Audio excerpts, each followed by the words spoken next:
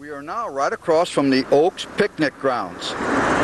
As you come up the road, to your right is a pine and cedar shaded picnic area. It should have been called Troubadour Camp, for just above was the cliff cabin of Troubadour Rodriguez, a Yaqui Indian miner.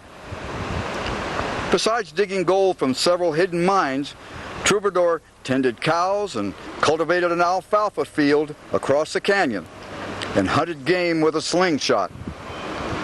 This is an area where you'll see a lot of dredges in the water. The bedrock in this area is near the surface and the dredges do quite well.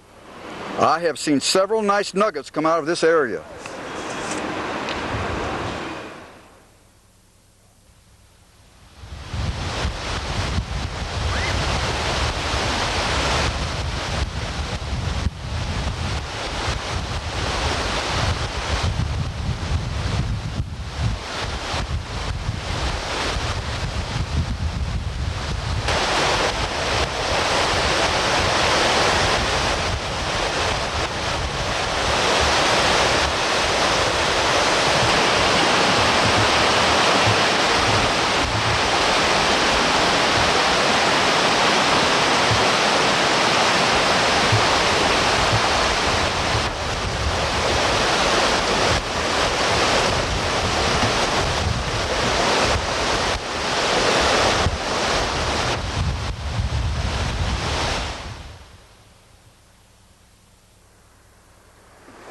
Eldoradoville. The name makes the hair stand up on the back of my neck. This is the site of Eldoradoville, now a public campground, where Cattle Canyon meets the East Fork. As mining became more stabilized in the San Gabriel Canyon, more and more mention was made in the press of the period.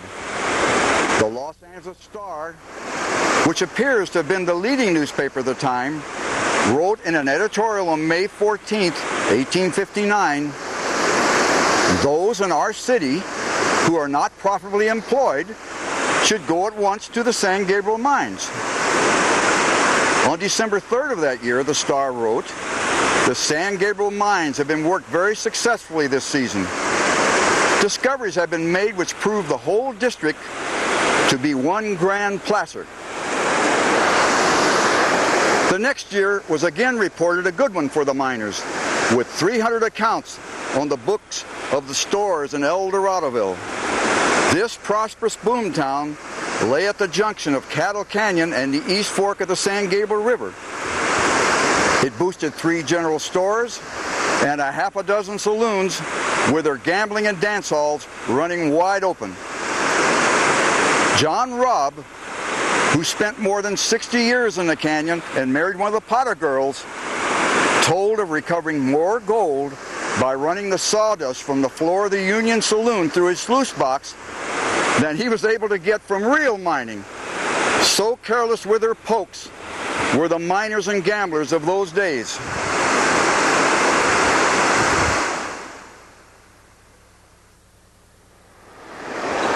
In the presidential election of 1860, 400 votes were cast in Eldoradoville, nearly all for Lincoln.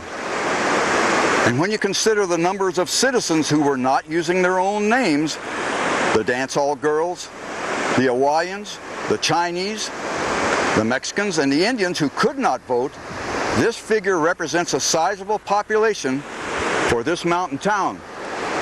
In 1861, the Wells Fargo Express Company was shipping an average of $12,000 per month in gold dust, flakes, and nuggets from San Gabriel sources to San Francisco, with well-armed express messengers guarding the familiar Wells Fargo strong boxes en route.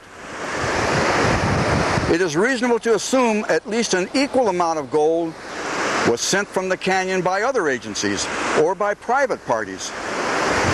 Major Ben Truman, in his book Semi-Tropical California, published in 1874, wrote, "During the past 18 years, Ducommun and Jones have purchased over $2 million in gold dust from the placer claims of the San Gabriel River. United States Mint records indicate the steady flow of gold from from the San Gabriel River Canyon.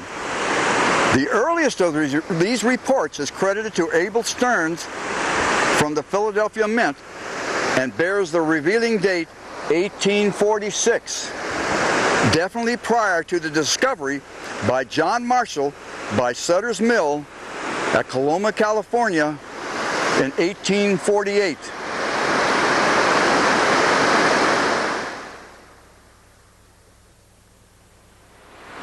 In December of 1861, the usual rainy season set in, and after 3 weeks of nearly continuous downpour had saturated the watershed, a cloudburst of rain on Saturday, January 18, 1862, literally washed the floor of the canyon away.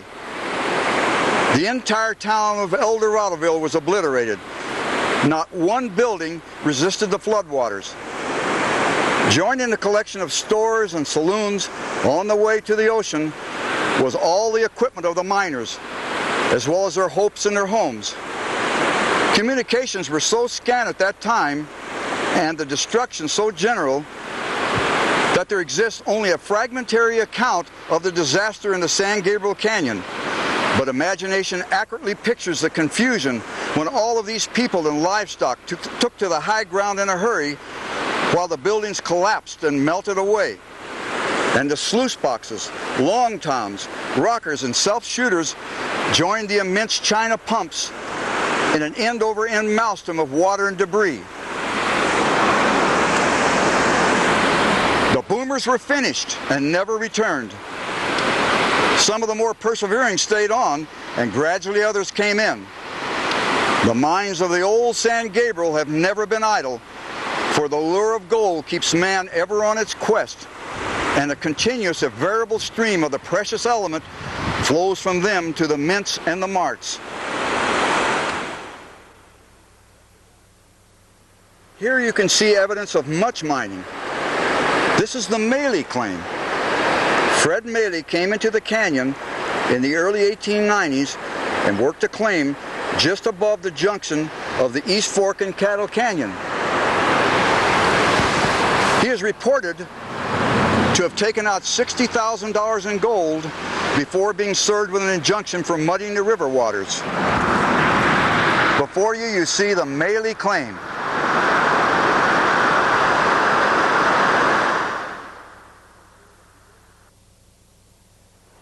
Here we are at Road's End, about 6 miles from the East Fork Bridge.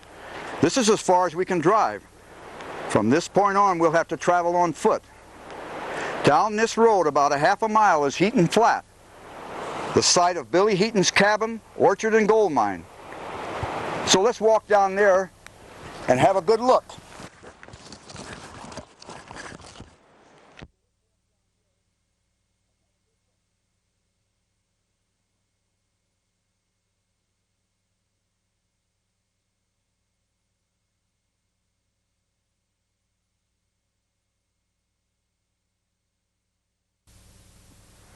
Dead Man's Hill.